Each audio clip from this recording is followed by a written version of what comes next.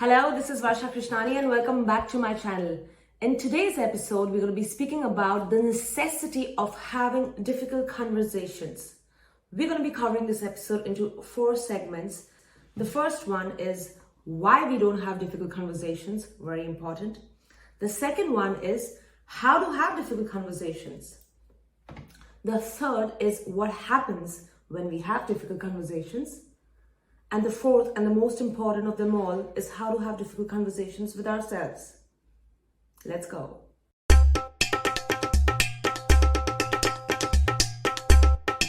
Many times I think that we inflict a lot of suffering onto ourselves by choosing not to have difficult conversations, be it as a child growing up with your parents, be it in love relationships, be it at work, be it at as a boss with your employees. Like, there's so many occasions and moments in life that we need to have those difficult conversations, because the fact that you stand up for yourself, you stand up for what you believe in is a reflection of your portrayal out in society. And many a times not having those conversations and living with it can really cause a lot of trouble. It can cause a lot of loss of self-confidence. It can cause a lot of loss of hope. It can make you accept mediocrity when you shouldn't be accepting mediocrity. And I think in all of this process, what you lose is you.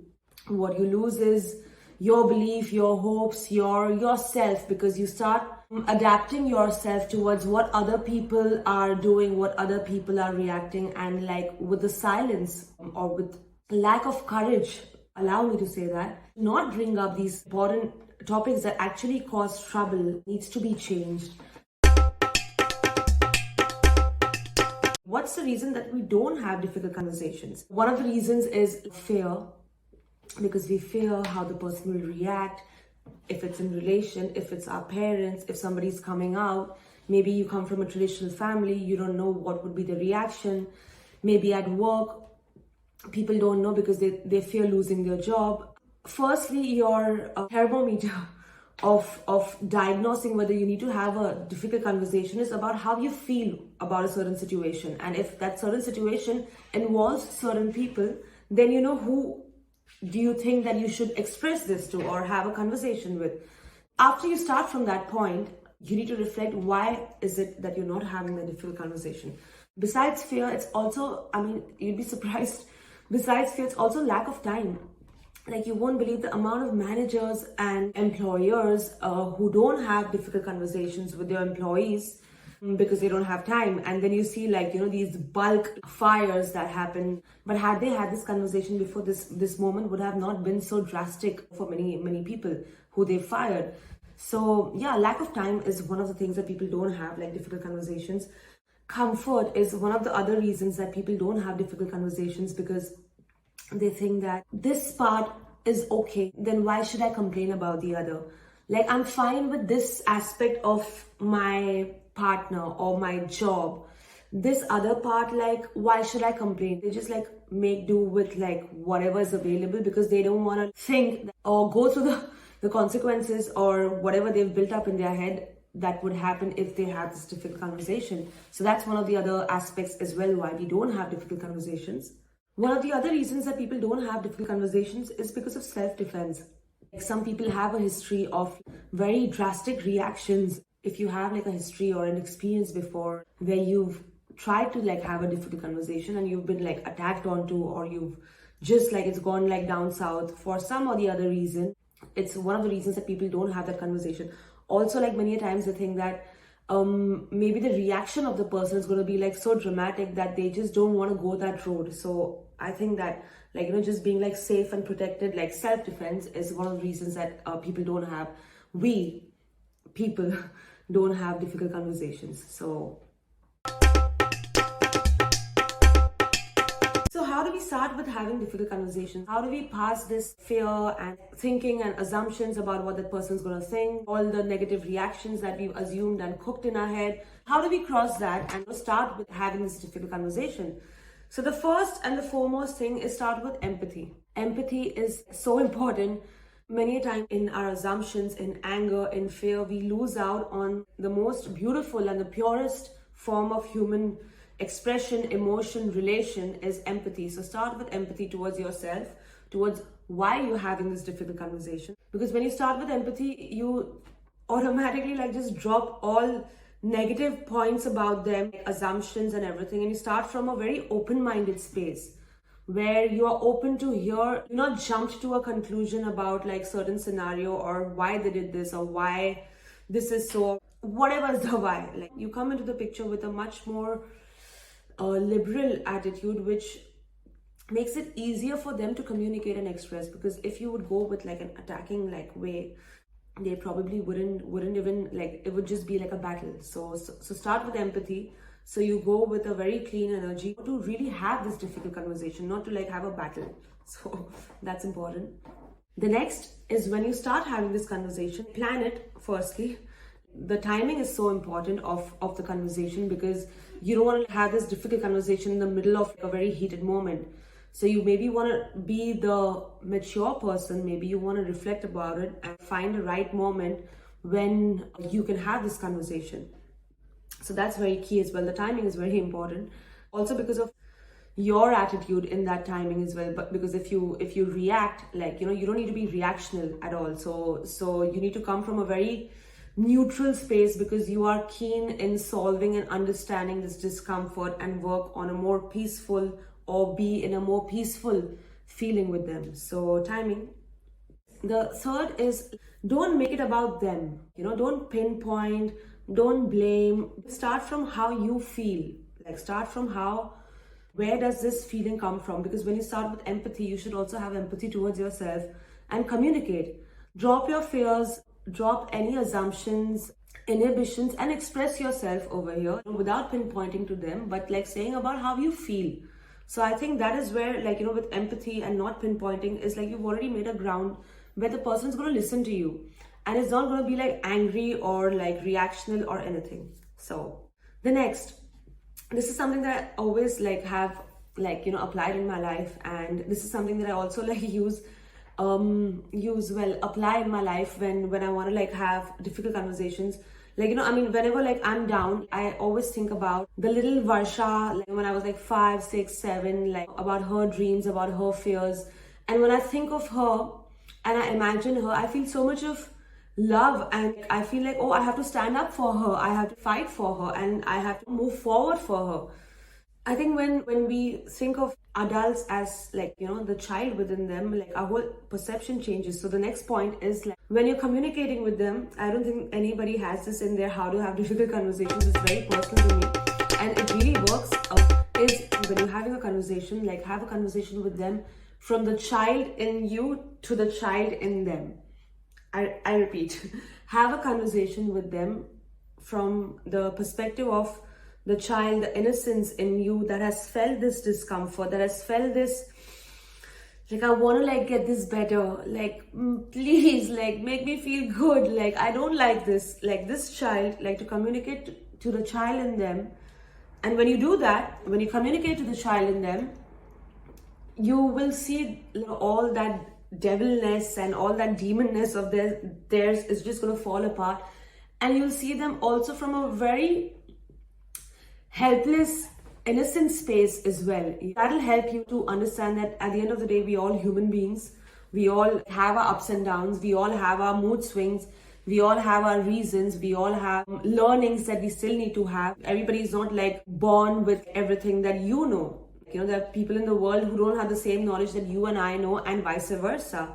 So we can't just assume. We need to understand and give and respect the humanness in them. And that's the reason I say that when you communicate from the child in you to the child in them. And that's really also very important. Like, mind you, it's not just about relations, also in business meetings, because when you look at the child in that 65-year-old chairman of the company, you'll just understand,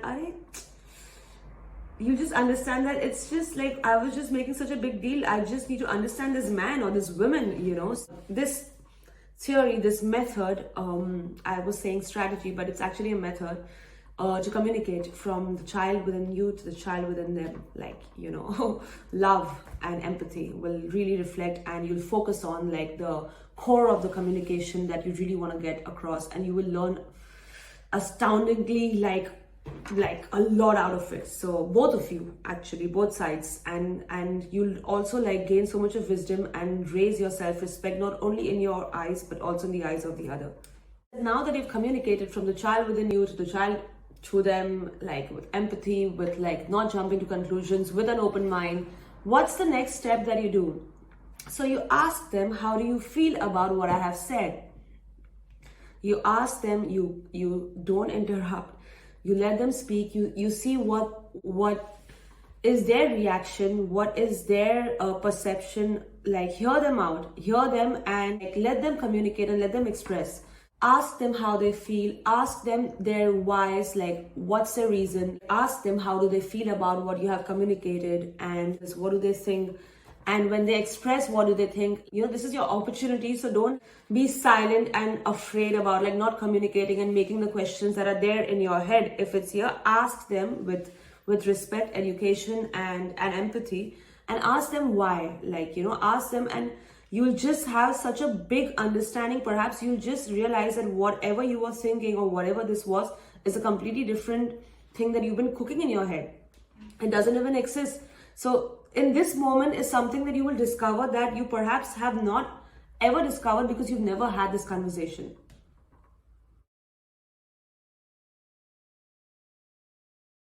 While there may be many reasons that we choose not to have difficult conversations across different periods of our life, I must mention that there's a lot of reward and benefit that is like immeasurable when you start to have difficult conversations. Besides just building your self-confidence tremendously, because you're standing up for yourself, you're standing up for your uncomfortable emotions, because you want to feel like why, and like, because you feel something is not really correct. Besides that, I think that one of the things that happens is that you have much better relations with people. You have much profound friendships, you have much profound understanding with your partner. Your involvement at work and your receptiveness, the way that people receive you and the way that you reciprocate with them, the whole dynamics completely change. And I think that once you start, inculcating the practice of having difficult conversations where the need is like required, not like shunning, not like shying, not being silent, not being afraid, not being,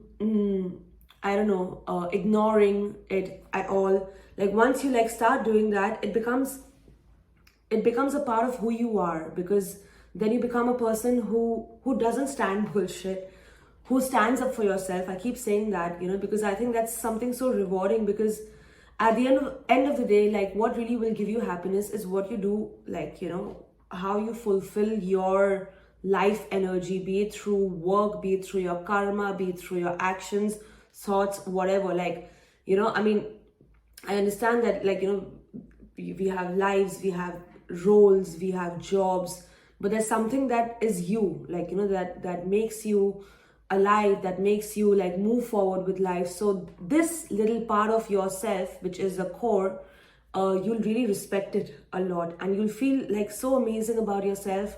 And in fact, you'll help others. You'll help others do the same. You'll help others speak up. You'll help others voice when they're silent or when they can't have difficult conversations. You'll aid them in it, and you'll not tolerate injustice. You won't be silent. So this is what happens when you start having difficult conversations. There's a whole shift in your personality that actually occurs, which has a ripple effect across your relations, across people, and across the ones that you interact with and the ones that you spread your learnings with.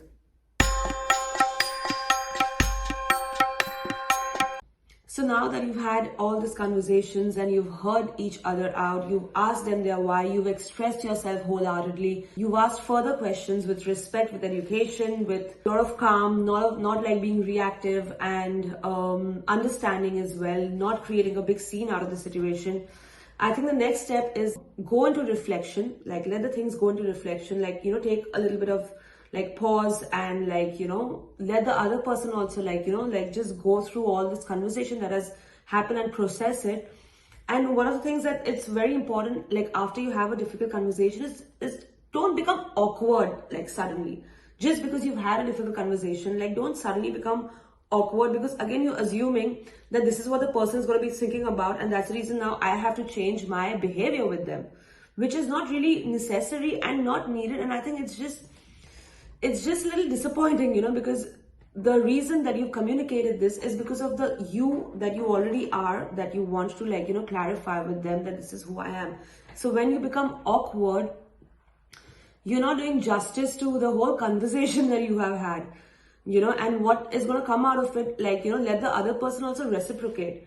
It's okay if you elegantly like, communicate that, okay, like we've like mutually decided, or this is what I decide that, okay, that we will not continue to see each other or work together or whatever. But like don't suddenly become awkward and like make it even more creepier to have like difficult conversations for people. Like have the in India we say jigger, have the courage, have the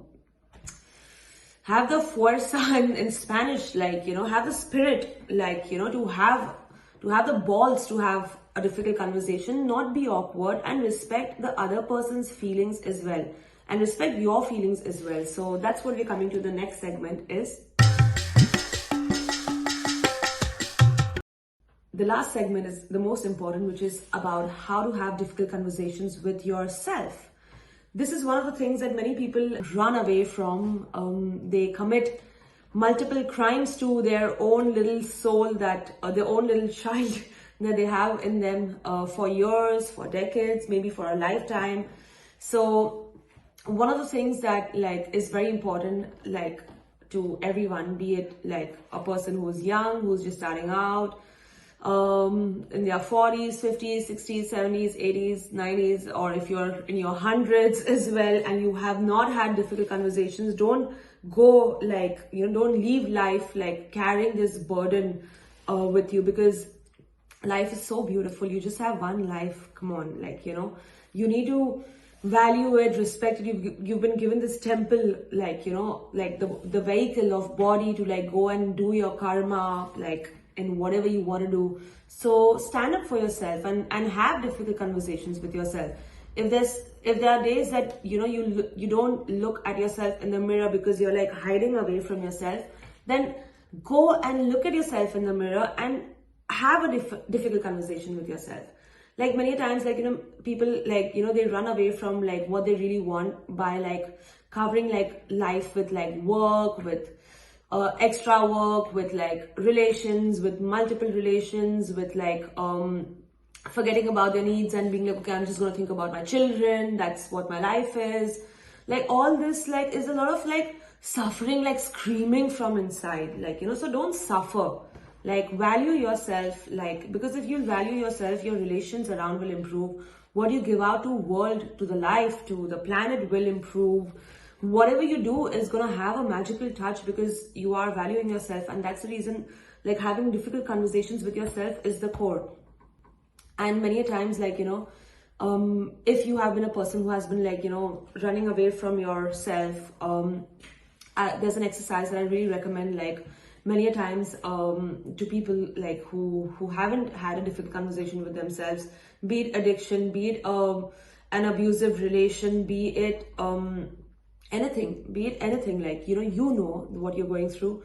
So the thing that I suggest is like stand in front of the mirror and look at yourself like deep into your eyes for like 3 minutes and see, like, what you see. Because many a times, like, if you see into your own eyes, you'll just see, like, you'll see a reflection into your soul. Many a times you might just burst into tears because you have just been quiet. You haven't had that difficult conversation with yourself. Many a times you'll have certain epiphanies. Many a times you'll just be like, wow, it's me. Like, I have forgotten about myself. You'll, like, those 3 minutes, or like, further, if you feel that, you want to engage more with yourself, like, it's just so magical that it's something that it can't be expressed till you actually experience it. So I would highly recommend that if you haven't started having a difficult conversation with yourself, start with this practice and spread the good. Don't be suppressed. Don't allow suppression. Encourage your friends, your family to not tolerate injustice, to have difficult conversations across their different aspects, circumstances of life, wherever needed, and stand up for themselves, because that's how we can make this world a better place. Because if everybody just practices silence, then it's just gonna be not really good for us. So let's stand up for ourselves, stand up for yourself, and let's have difficult conversations, because we are courageous and we're gonna get this world.